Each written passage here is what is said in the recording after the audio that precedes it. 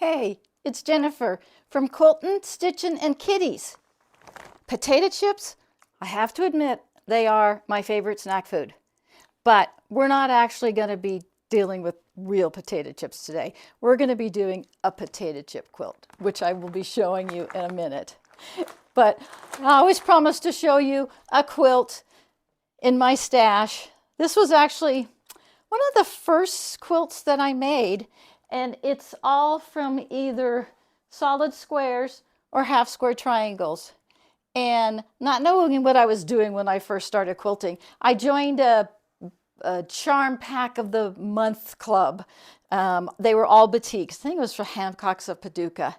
And I didn't know what to do with them. And then one day somebody showed me how to do a half square triangle. So I ended up making this. It's a very awkward size and it's square, but you know what? It's really pretty. So I will be showing you how to do the potato chip using a jelly roll, but that doesn't mean you have to use a jelly roll. So I'll be back. Sometimes when I want to make the potato chip quilt, I'll pull out a jelly roll. When I do that, I split the jelly roll into darks and lights, and I try and make them even. In this case, I've got 18 lights, but 22 darks. So what I do is I look for 2 darks that I can move to the light side. Sometimes I'll do it based upon a distinctive color. I was thinking about these 2 right here, but now that I have it in camera, I'm not so sure that that's the right ones to do. Also, I could possibly do these 2 greens. They may be flexible enough, but I can make that decision later. I can go ahead and start cutting. The only other thing I'm concerned with this jelly roll are these 4 here at the bottom. I just don't love them. They're okay, but I would prefer something else. So what I'll probably do is go into my stash and look and see if I can find something that would blend in better. If push comes to shove and I need to use all 40, then I'll just use them. But I'd prefer something else. Okay, my strips are all cut. I used 18 light strips and 18 dark strips. All the rectangles in the centers are pairs. The ones up at the top of the screen are singles, because when you cut a strip at 4.5 inches, you are going to end up with 9 2.5 by 4.5 inch rectangles. So I use those singles for the centers, which I'll be showing you in just a minute. I'll be showing you a separate diagram of this, but I'm going to go ahead and put one block together and show you how to do it. I consider my blocks dark on the inside or light on the inside. And then I'll show you what happens on the outside. Okay, so you're going to take 2 of your dark fabrics. When they're what I call singles, they're not a pair.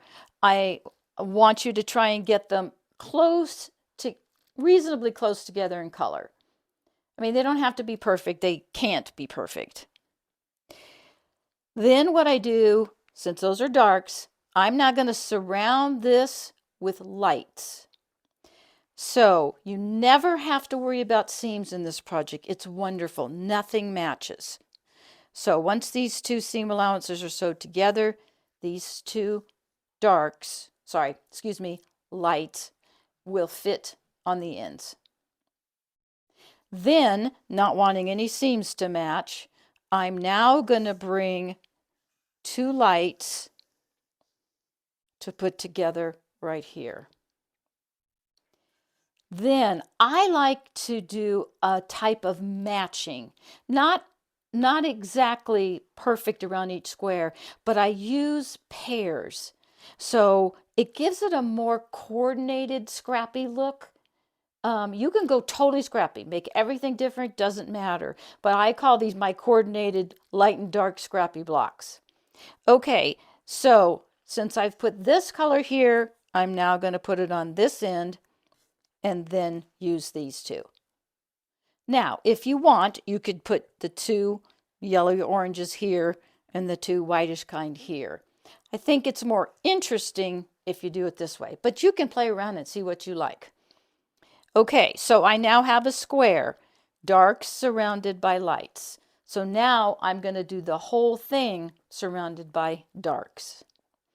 Okay, not wanting to have any seams that match, I'm going this way. I'm going to put a dark here and a dark here. Matching darks there, matching darks there. And then for my last step, no matching seams, I'm going to put 3 darks.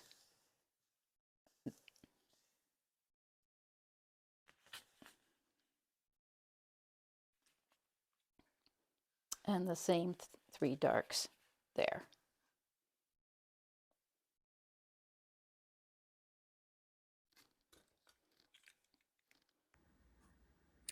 Here is a scale drawing of the potato chip block finishing at 12 inches. You'll cut a total of 18 rectangles, 2.5 by 4.5.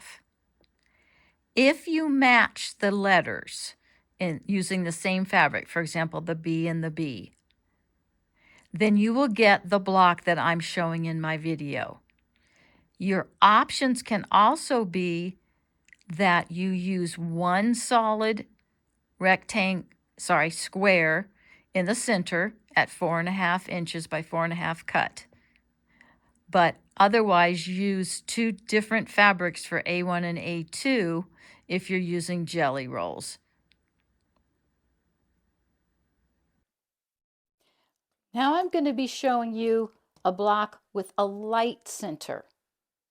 So 2 coordinating colors here, that's light. Now I want to surround it with dark, so I'm going to put 2 matching squares here. And then I'm going to pull 2 more darks. So now I've got my lights surrounded by darks. Okay, so no matching seams. I now want to go light all the way around. So I'm going to bring 2 lights here. Put the matching 2 on this side. And now I need 3 across.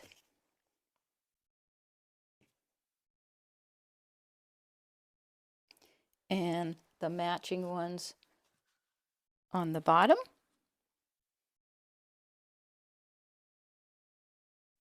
Okay, light surrounded by dark, surrounded by light. This is much lighter than it looks in the camera. It is definitely a lighter color. Okay, I will be showing you how to sew them together. Okay, to sew together, start in the center and you're going to be working like this going out. Sew your 2 center blocks together. Then sew one side block, we'll call that 2, whoops, and 2. But one of the things that I'm very careful of, because I like to try and chain stitch as much as I can, I never pick up 2 rectangles at the same time. Like I wouldn't pick these 2 up and these 2 up together because then I might not remember how I place them. Though you can always take a picture with your phone before you start sewing these together. Okay, so now what I want to do is sew these together, this pair and this pair. And then once those 2 pieces are sewn together, then they will be sewn to the center. So I guess we'll call that seam 4 and seam 4. Then what I do is I move to the outside. I sew these 2 together end to end. Same thing on this side. And then I sew all 3 of these together. So we'll call that 6. So those will be 6s.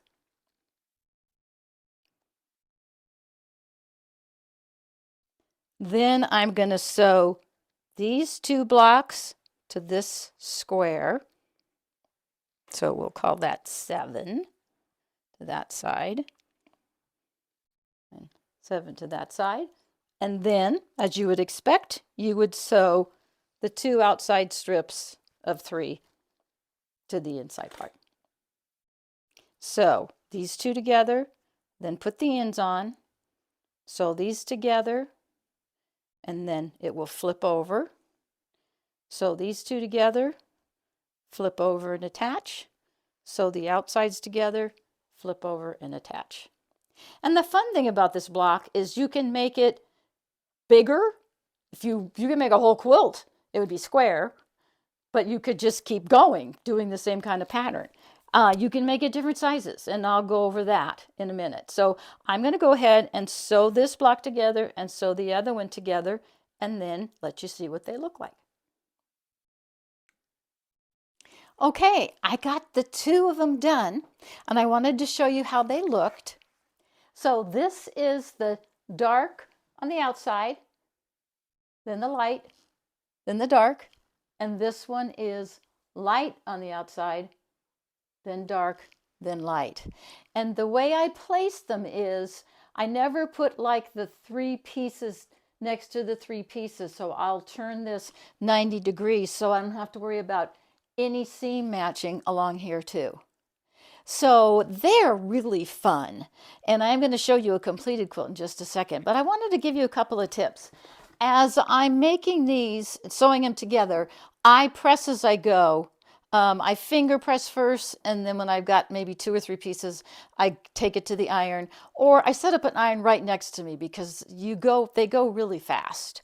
And the other thing, these boards, this one is 15 by 20, and it comes from one of the boards, foam boards that are 20 by 30. And I taped a bunch of them together to make this one. But they're wonderful. They're not real expensive. You just slap on a piece of batting so it doesn't slide. And they're great for putting blocks on top so that if you're trying to transport them, you don't lose them. As soon as I sew 2 pieces together, I put them right back down in the block so I don't get messed up. But like I said, I always take a picture. So hang on, and I'm going to show you a completed top of another pattern. This is a completed quilt top. It's 3 blocks across and 4 down, so it's 36 by 48, which is a great lap flies quilt for me. The fabric is Figo, but I can't remember the pattern name. But I want you to notice that I am alternating a dark outside, light outside. Light outside, dark outside. That gives it a really interesting look. The other thing that is different about this quilt is I alternated the centers with this beautiful purple and this beautiful light green. It's the same fabric style, different colors, because I bought this from yardage, so I didn't have to use rectangles for that. And you can always do that too if you've got yardage. This is probably one of my favorite quilts. I just haven't gotten around to quilting it yet, but I will. So I don't have the quilt that I showed you today all finished yet. So what I'm going to do is I'm going to put out a short as soon as I get it finished, and then I'm going to try editing this video. But if I don't know how to edit it, then at least there'll be a short. So once again, thank you so much for being here. I appreciate all my subscribers, and I appreciate all my visitors. I will see you again during this holiday season. I hope it's a wonderful one for you. Take care. Keep on quilting, and please enjoy it. It's so good for the soul. Take care. Hey, Sherlock. Hey. You enjoying your Christmas quilt? She's purring. You're a good girl. You're purring. Yeah.